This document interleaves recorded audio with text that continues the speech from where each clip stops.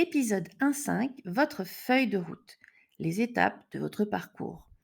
Avant de commencer leur mémoire, je conseille toujours à mes étudiants d'avoir une feuille de route afin de leur permettre de savoir où ils en sont. Cela permet de voir s'ils sont toujours dans les clous, dans les temps, de constater leur progression, et ça c'est bon pour la motivation, et éventuellement de rectifier si besoin. La plupart des étudiants n'ont aucune idée de ce qui les attend. Le problème, c'est qu'ils se retrouvent ensuite en panique totale 15 jours avant la deadline. Ils n'ont pas anticipé leur travail. Dans cette courte vidéo, je vous livre les grandes étapes de votre mémoire ainsi que les objectifs, sous-objectifs de chacune d'entre elles. Allez, c'est parti. Votre parcours comprend trois grandes phases. Première phase, c'est la préparation, qui de loin prend le plus de temps et qui est sous-estimée par les étudiants. Cette phase va vous permettre de rassembler votre matériel de travail et correspond à la phase la plus importante puisqu'il s'agit du contenu brut de votre travail, par exemple rassembler des documents de travail, lire des articles ou des ouvrages. Et cela peut être aussi de réaliser une partie pratique ou une mission dans le cadre d'un stage. La seconde phase est la phase de rédaction à proprement parler, qui va vous permettre de transformer votre contenu brut en un contenu élaboré, c'est-à-dire structuré en chapitres, sous-chapitres et lisible facilement. On verra ensemble comment le faire en suivant les standards académiques. C'est une phase de valorisation écrite de votre travail. À la fin, vous imprimez votre mémoire dans les règles de l'art.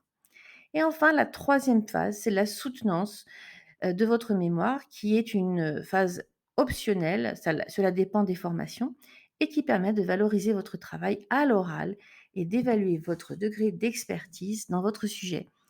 Enfin, chacune de ces trois phases comporte des étapes, des jalons, symbolisés ici par les épingles rouges, que nous allons détailler maintenant. Et sans plus attendre, voici la phase 1, c'est-à-dire la préparation. C'est la phase la plus importante, encore une fois, celle dont vous ne pouvez pas faire l'impasse, ou bien que je vous déconseille de faire à la va-vite et superficiellement, car c'est elle qui va alimenter votre mémoire et montrer aux membres du jury que vous avez fait les choses correctement. L'objectif de cette phase est de coter- L'objectif de cette phase est de collecter des données d'abord, des données de la littérature en lien avec votre sujet, afin de faire le tour de la question, en gros, de voir quelles sont les connaissances existantes. On ne part jamais tête baissée dans sa partie pratique ou dans sa mission. On regarde ce qui a déjà été fait d'abord. Et là, c'est la synthèse bibliographique. Par exemple, si vous faites une enquête qualitative, il faut explorer les différentes méthodes existantes, choisir les bons outils, connaître les avantages et les inconvénients. Ce qui reste à faire est choisir en toute connaissance ce que vous allez faire. Si vous faites une expérimentation en laboratoire, c'est connaître les différentes techniques, leurs avantages et leurs inconvénients, le mode opératoire, les points d'attention, etc. Ensuite seulement, si vous avez une partie pratique, vous allez effectuer votre travail de terrain. Voyons d'abord la marche à suivre pour une bonne synthèse bibliographique. Il s'agit de la partie la plus exigeante et la plus chronophage, mais c'est elle qui va faire de vous un expert. Schématiquement, elle comprend une phase de recherche documentaire, puis une phase d'analyse qui consiste à lire les documents, résumer, en extraire les infos clés pour votre sujet.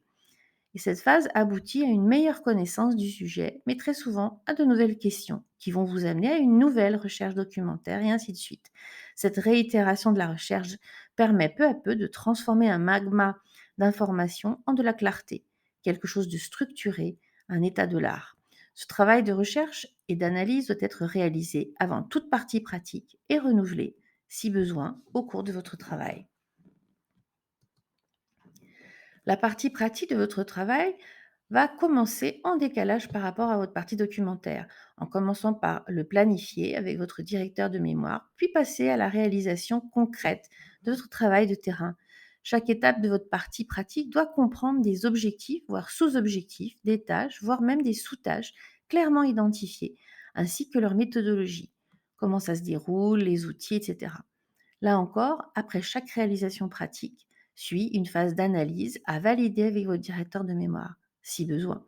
Après la collecte et production de données, suit une étape de traitement de l'information, par exemple saisie, structuration, sous forme de tableau synthétique ou graphique. Attention, ici, nous ne sommes pas encore dans la phase de rédaction, mais de structuration. Mais si vous faites correctement cette partie, la phase de rédaction sera un jeu d'enfant. Et nous voici à la phase de réduction et nous voici à la phase de rédaction à proprement parler. L'objectif de cette phase est d'obtenir qui valorise un document écrit qui valorise la phase de production de données, que ce soit la synthèse bibliographique ou la synthèse des résultats de votre partie pratique. Dans les deux cas, vous allez rédiger la méthode que vous avez utilisée, les principaux résultats et une discussion sur l'ensemble. Cette partie est chronophage également. Enfin, la mise en page de votre mémoire prend également du temps et en général, elle est négligée. Donc, je recommande de la faire au fur et à mesure, en particulier l'introduction des références bibliographiques. Il faut également prévoir des temps de relecture de votre travail et personnellement, je demande à mes étudiants de m'envoyer au fur et à mesure les différents chapitres pour relecture. C'est de cette façon que je les apprends. C'est de cette façon que je leur apprends l'écriture académique, en leur montrant, à partir de leurs phrases, comment la tourner de façon plus concise, plus en adéquation avec ce qui est attendu pour ce type de mémoire. Mais tous les directeurs de mémoire ne fonctionnent pas de la même façon. Dans ce cas, adaptez-vous à lui, mais demandez-lui quand même s'il accepterait de relire au moins à mi-parcours votre travail, on ne sait jamais. Enfin, prévoyez également du temps pour l'impression de votre mémoire, qui est très importante, c'est un peu la vitrine, et ça va valoriser votre travail. Donc, à ne pas négliger et également à prévoir suffisamment de temps. La dernière phase, qui n'est pas toujours obligatoire, cela dépend des formations, est la soutenance. Elle comprend trois parties. La première est la rédaction d'un plan, sachant que la soutenance n'est pas un résumé oral de votre écrit, mais un complément. Donc, le plan peut être différent de celui de votre mémoire. Le plan de la présentation devrait être validé avec votre directeur de mémoire, idéalement, au moins les grandes lignes.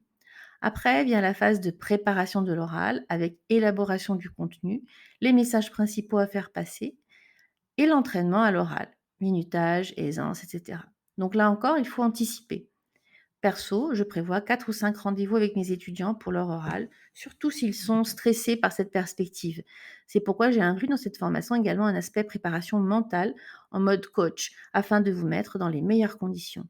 On ne va quand même pas se faire embêter par vos saboteurs internes et externes. Non mais, allez, il n'y a plus qu'à. Rendez-vous dans le module 3 pour la synthèse bibliographique.